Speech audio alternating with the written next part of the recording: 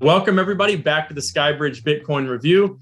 My name is John Darcy. I'm a Director of Business Development at SkyBridge, in addition to being the Managing Director of SALT, which is our Global Thought Leadership Forum.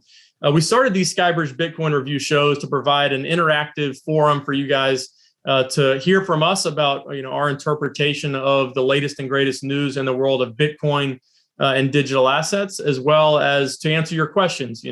We get a lot of questions every week from people, one-off questions. And so we thought it would be more efficient for everybody if we answered a lot of those questions in these weekly shows. So thank you, everybody, for tuning in. If it's your first time or if you're a regular listener, thanks for coming back. This week, I'm joined by my colleague, Jason Zenz. So if you have done any business with SkyBridge, you've probably come across Jason. He has his hands on a lot of things.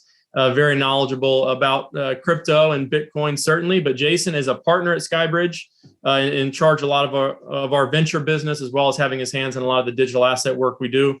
Welcome, Jason. Just a final reminder, if you have any questions, you could submit them at the Q&A box at the bottom of your video screen on Zoom. Again, we like these to be very interactive. You hear a lot from Anthony and from Brett on these SkyBridge Bitcoin reviews, but it's a chance for you to hear from the next generation with Jason. So Jason, welcome.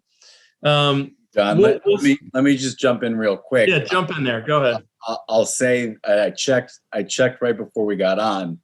The price of Bitcoin is up 100% since my last appearance a couple months ago. So let's hope for the same if and when you invite me back in a couple months. We'll see. I like it. I give it a couple months until Bitcoin doubles from here. So we'll play that one by ear.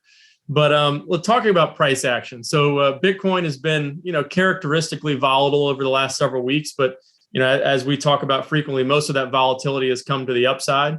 We broke through new all-time highs. We touched near 69,000 before we had a recent pullback. And if you observe, a lot of data around open interest and leverage long positions in the world of crypto and Bitcoin, there's been a lot of analysis over the last week about, you have that rip through highs, and then you have sort of that shakeout that happens. We're back near around 60,000. Do you think that's sort of what we've seen, Jason, is a breakthrough, maybe a head fake, now liquidating some leverage positions before potentially gathering momentum back to the upside? Or what do you make of the recent price action?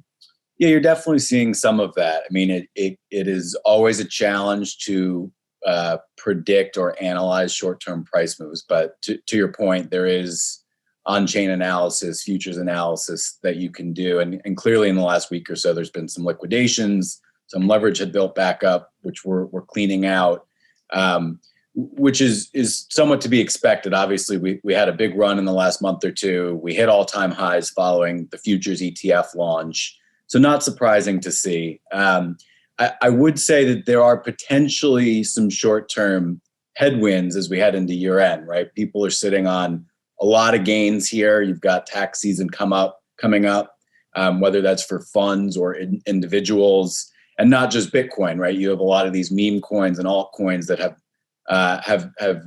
run up massively. So that's a potential near-term headwind to be aware of, but doesn't change our long-term bullish view. If you look at, wallet addresses over zero balance continues to climb to all-time highs. So the fundamentals, if you will, continues to look constructive to us, not to mention the inflation data, of course, which continues to get a little bit out of control, or at least beyond what we've heard from, a lot of government and Fed officials. So again, bullish long-term. In the near term, you could potentially see some continued headwinds, but we're obviously at a nice support and not far from all-time highs. Right. And let's get right into Taproot. So Taproot, if you're not heavily involved in the world of Bitcoin, you hear about the Taproot upgrade that took place to the network. It's the first network upgrade of the Bitcoin network since 2017. And primarily what it does, it makes transactions on the blockchain, the Bitcoin blockchain, cheaper, more efficient, and it also increases privacy in certain ways. Jason, if you could give people a high-level explainer of the Taproot upgrade and the implications that it might have for Bitcoin. Yeah, so I think you touched on at a high level. There's potential privacy implications. There's also now the ability for smart contracts, which I'll touch on in a moment. But to take a step back, this is the first real upgrade in about 4 years. And let's just take a second to think about what's happened here. You have an asset over $1 trillion market cap that hundreds of millions of people use, this decentralized network that just essentially approved and implemented a software upgrade with no problems, very little price movement. You don't have these civil wars going on that you did with a lot of the hard forks in 2017 and 2018. So I think impressive that this has really been a non-event for the most part. Now, the impact going forward is one to watch. And I think specifically on the smart contract side, a lot of the Bitcoin proponents have said that this really means that things like Ethereum and other blockchains are no longer really needed, because now you can do all the smart contract development on Bitcoin. There are people that are more technical than me that can probably speak to that. But as an investor, I would say watch the money, right? So, there's been on PitchBook and Morgan Stanley put out a report that there's been about $11 billion of venture money deployed into the crypto ecosystem through September. You also have these mega fundraisers from Paradigm, who just announced a $2.5 billion fund, Andreessen Horowitz and others. So that number likely heads significantly higher in the years ahead. And so I would say watch where a lot of the smart money gets deployed into the ecosystem of crypto, what many are calling Web3 these days. Because these are communities, these are projects that require people and money to build. And so I think, that may be a leading indicator as to where the ecosystem heads going forward. And we'll see what develops on the Bitcoin network as it relates to smart contracts. The other element that's been interesting with the evolution of Bitcoin over the last 6 months or so relates to mining. So we talked about last week with Brett, hash rate obviously plummeted when China announced their, very aggressive crackdown on anything crypto related. So you had this mass migration of Bitcoin mining equipment to, sometimes countries like Kazakhstan, other places in Europe, but primarily to North America and the United States.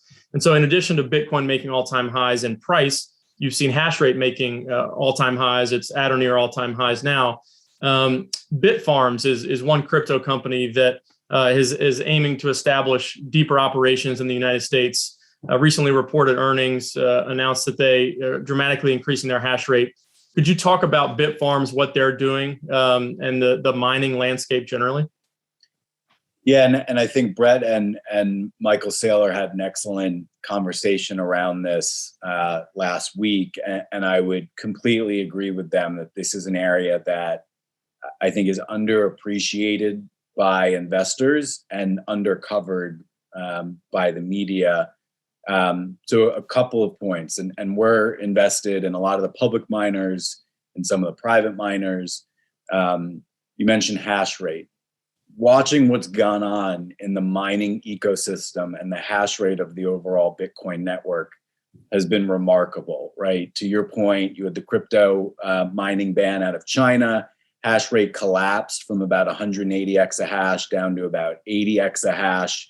We've now V-shaped recovered faster than I think most expected. I checked earlier today. We're back up around 160, 165 exahash. And to your point, there's been a massive migration from a geographic perspective as far as where that mining and where that capacity is taking place, largely North America, Western Europe, and some other countries. So that transition, that evolution has been remarkable. And as we've been saying since the summertime, we believe hugely bullish to the overall ecosystem, getting China sort of out of the picture. So that would be number one. I think number two is not only do you have massive investment in the mining space, it seems almost weekly now that you have a SPAC deal or an IPO coming to market with a Bitcoin miner. On the private side, we invested in a company called Genesis Digital Assets, one of the largest private Bitcoin miners out there. So there's a ton of money flowing into this space. But the other component, which Michael Saylor highlighted, and others have commented on, is the miners have become hodlers, if you will, right? They are the ones responsible for mining Bitcoin, 900 Bitcoin per day. And in theory, they're the ones that leak Bitcoin into the market and potentially increase supply. But practically speaking, that's not happening. It's really the opposite. They're mining this 900 Bitcoin per day, and a lot of it, soon to be the majority of it, and maybe at some point almost all of the daily supply, may end up sitting on miners' balance sheet. And so then you have a continued dynamic of little to no supply, continued increase in demand, and of course that should continue to put upward pressure on price. So this is a dynamic that we would say is critical for the price of Bitcoin, for the ecosystem going forward, and one that investors should continue to watch. Anthony's made this point many times, is there's about 50 million millionaires around the world. So you think about, even if you're owning one Bitcoin, you might feel like you're, in some cases underexposed to the asset. There's not enough Bitcoins in the world for every millionaire in the world to even own half of a Bitcoin. In the United States, there's more than 21 million millionaires alone. So there's not even enough room for every millionaire in the United States to own one Bitcoin. So you talk about scarcity shocks. That's something that, you look at on-chain analysis that was taking place over the summer, even in spite of sort of a price swoon, is that you saw, supply just dwindling within the marketplace. And you talked about miners. Marathon Digital Assets is one that was in the news for various reasons over the last couple of days. But one is that they're borrowing $500 million, not just to keep the Bitcoin they mine, but to, in convertible notes to buy more Bitcoin. So you've got people going from a, sell their Bitcoin into the marketplace mentality to not just the hodling, but trying to accumulate Bitcoin in the same way that MicroStrategy has. Let's switch gears for a second and talk about the infrastructure bill. So, I would say, and Brett would say this as well, is that regulation is sort of the existential threat to cryptocurrency, to Bitcoin, although I think Bitcoin is not as much in the crosshairs as maybe some of these altcoins and others that might be deemed securities at some point. But the infrastructure bill, has basically been passed and is being enacted, and there's some stuff in there about crypto regulation. What's the current state of crypto regulation as is in the infrastructure bill, and how is Congress looking to resolve that? Sure. So this was a debate that that really heated up during the original discussion around the infrastructure bill, late summer, I believe it was.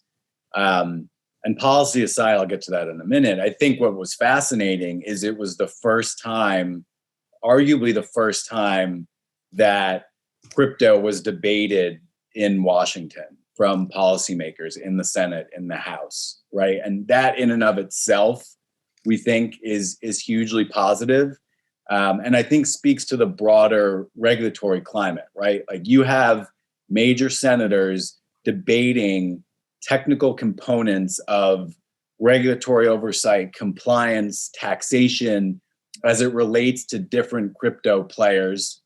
You had the SEC just approve a Bitcoin futures ETF. Like when you take a step back, those are hugely positive developments to the continued adoption of Bitcoin, and is very, very far from, is Bitcoin going to be banned, right? Now, there clearly is regulatory action coming. I'm gonna take the optimistic view for a moment and say, regulatory clarity and more defined rules of the road is critical if we are to see the institutional adoption from corporates, from pensions, from endowments that we believe at SkyBridge is coming. That's a big missing piece here is what are the rules of the road? As long as you don't have heavy-handed regulation coming down from the SEC or other regulators, we believe that that this regulation should be a positive over the long term. That's not to say anything of some of these meme coins or frauds that are going on. I'm by no means a securities lawyer, so I'm not going to comment on what is a security and what is not, although Bitcoin is clearly not at this point. So, I would say that my message is this: don't fear regulation. Of course, the industry has started to do a better job of pleading our case, and that's starting to show up in Washington. One thing that I find curious, and I'll throw this to you as well, John, because you spend time on the policy side and in the political sphere, is I don't understand how the progressives and the Democrats and the Elizabeth Warrens of the world have taken such a negative stance on Bitcoin, and it seems to be the Republicans and the conservatives that have taken up the mantle of fighting for crypto, right? Because it would seem to me, and you just look at El Salvador, Bitcoin and crypto is bringing more unbanked into the banking system or the quasi-banking system. It is undoubtedly has the potential to improve the lives for the underserved, which would seem like a great cause for the Elizabeth Warrens of the world. Yet it seems as though she is, at least in some ways, whether she admits it or not, protecting the incumbents and the legacy financial institutions and the big banks. So I don't know if you can tell me why she and they are going about it this way. I'm open to it, John. Yeah, I mean, I'll give my personal philosophy on is that libertarianism, is thought of today largely as a right-wing type of ideology, when in reality, libertarianism to me is one of the ultimate forms of liberalism, where you're with crypto, you're creating financial inclusion. So I think that messaging needs to continue to be hammered home. You look at places like Asia. I had a breakfast this morning with a very prominent hedge fund that invests in emerging markets and very well connected with several Asian governments. And some of these governments are trying to evaluate how to regulate and look at the cryptocurrency market. And what he keeps trying to educate them on, and we're trying to help him do that, is around the financial inclusion piece. So there's more people in El Salvador that use Bitcoin and have digital wallets than have bank accounts. And that's early days for Bitcoin adoption in the country. There's people that criticize the leader of El Salvador for different reasons, but you'd have to say that this experiment with Bitcoin has been an unmitigated success in terms of them accumulating Bitcoin and the price rising, and also basically creating banked people using digital assets. So I think it's something where somebody they see certain people that are supporting it, and so they think that if my enemy is supporting something, then I should be opposing that as well. And I think that's sort of where somebody like Elizabeth Warren is coming from. You look at somebody like Ro Khanna, who spoke at SALT New York, who is very progressive. He's as progressive as anybody when it comes to social programs and rethinking the way we help people in our country support themselves. He's very pro Bitcoin and pro crypto because he sees the opportunity that it has to help people whose wages have been dramatically devalued over the last 30 years due to inflation. I'm not one of these people who thinks that Bitcoin is directly tied to inflation per se, but I think it's tied more to dysfunction. It's the first non-sovereign currency that you don't have to depend on a highly functioning government to have it operate properly. It's based on a decentralized system of trust. So hopefully our politicians on both sides of the aisle can understand that this is a force for the democratization of finance and financial inclusion, and we can get over the partisan infighting as it relates to Bitcoin. But I'll stop editorializing now. But you gave me the invitation.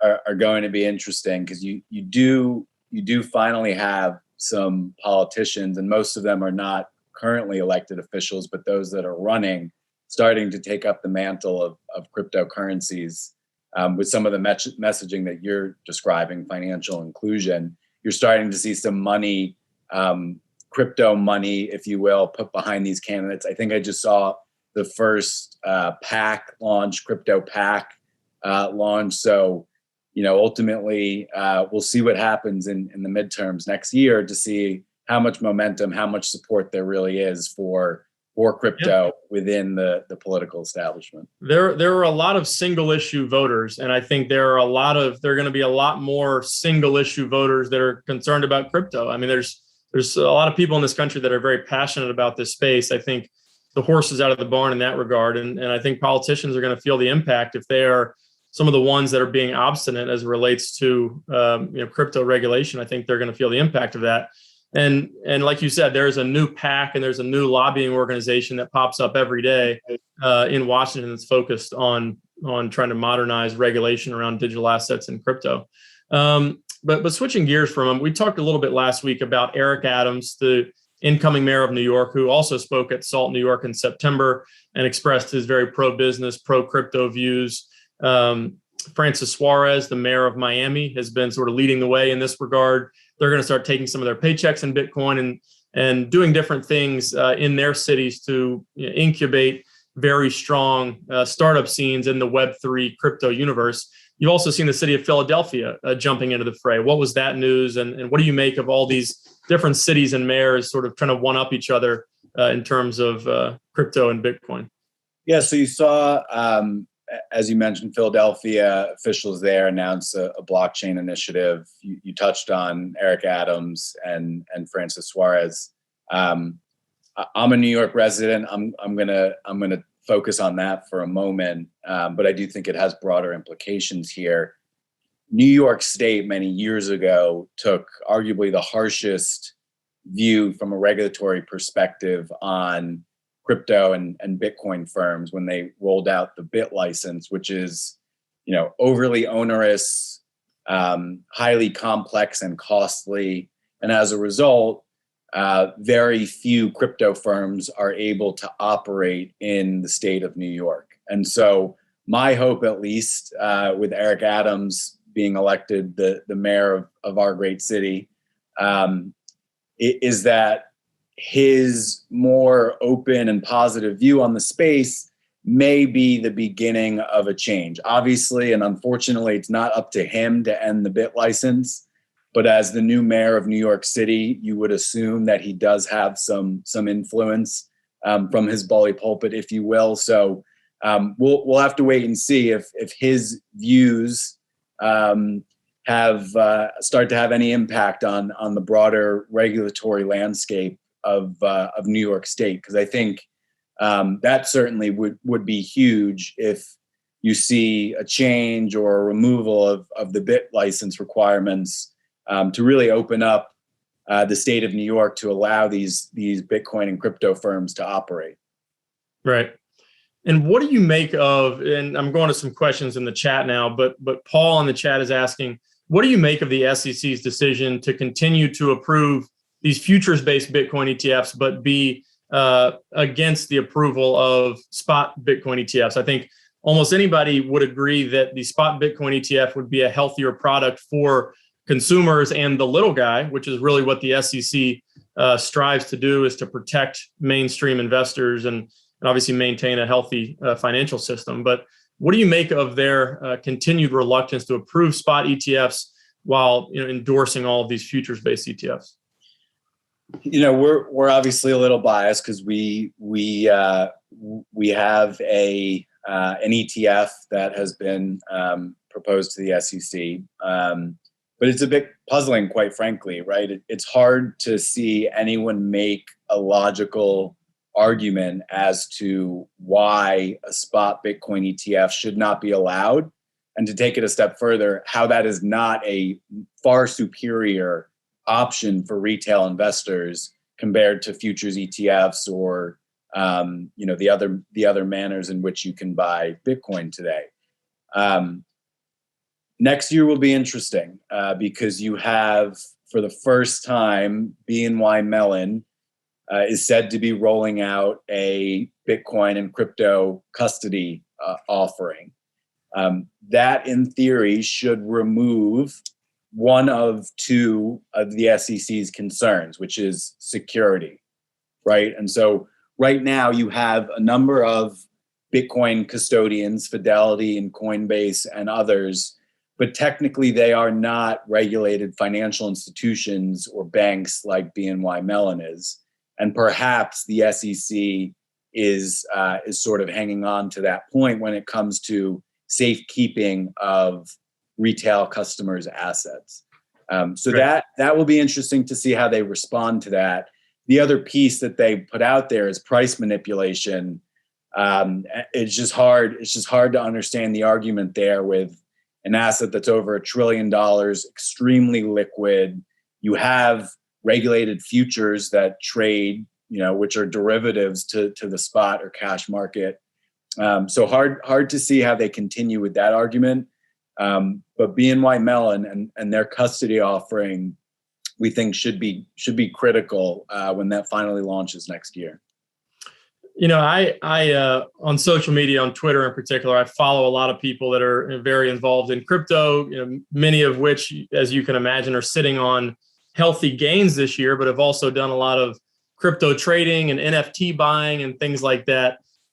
From a tax perspective, and I don't know to the extent that you've studied this, I know we have a position in a company called TaxBit that is involved in dealing with the complex tax issues that arise from being involved in crypto. But where are we from a perspective of being able to do tax reporting and tax preparation thoroughly relating to crypto? And for anybody on here who's maybe thinking about that as we enter year end, what does that current landscape look like? Well, I'll start by saying I am not a tax attorney or tax advisor or accountant. Maybe say that about 3 times so we don't get in trouble. Obviously, on the regulatory side, the IRS came out and made clear a number of years ago that at least for Bitcoin, it's treated as property and therefore capital gains associated with buying and selling, and it's included in your tax forms. But to your point, it's a question of how do you track, how do you monitor, how do you report. I don't want to be a salesman or talk our own book as far as TaxBit is concerned, but they're one of, and arguably the leader in this space, having started to work with the IRS, but they're now available and integrated with a lot of the big exchanges and the Robinhoods and PayPals of the world. But I think more broadly, this is just speaking to some of the remaining challenges for continued adoption, whether it's individual investors or institutions, right? Is the accounting, the taxation, the reporting. Michael Saylor talks a lot about the issues around how he has to account for Bitcoin on its balance sheet. And so this is all regulatory and policy related and things that need to continue to get up to speed, and they will. You're seeing progress, and TaxBit is at the forefront of that. But these are important for the continued mainstreaming of this asset class and ecosystem. So I'll leave it at that. Speak to your tax advisor or CPA questions. There you go. Well done, Jason.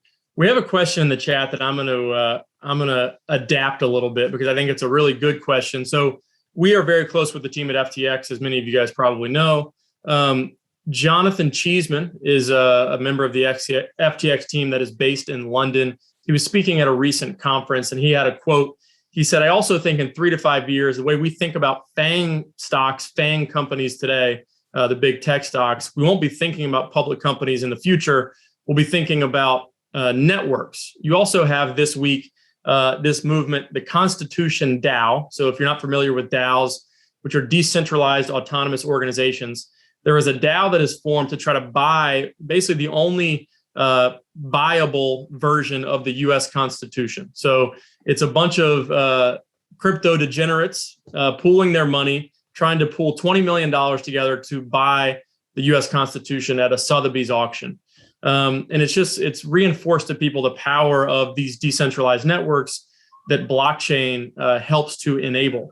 Do you think, or do you agree with Jonathan, basically, Jason, that over the next, let's say 5 or 10 years, a longer time frame, that we'll hear less about the next great tech company and it'll be more about these next great decentralized networks?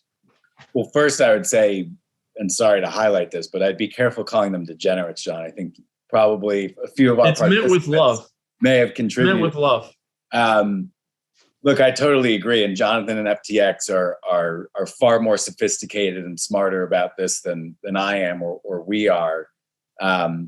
But I completely agree. And whether it's some of these early NFTs or the Constitution DAO situation that you just described, which from what I understand is already well over 20 and potentially 25 million, with the expectation that the Constitution was going to auction for about $20 million. And it just launched and had about 3 million as of a couple of days ago. So it will be really interesting to see what happens there. But more broadly to the point, completely agree, right? And what you're seeing with Constitution DAO or some of these NFT auctions are just the very early use cases of this technology. And what I said at the beginning of Follow the Money, there is a massive amount of money, and perhaps more importantly or interestingly, talent, people, resources, human capital that is going into the development of this. I mean, you just had today a seed round for an application. I think it's called BetDex, which FTX and Paradigm and Lightspeed and some of the most sophisticated investors in the world just funded over $20 million seed round. Massive, right?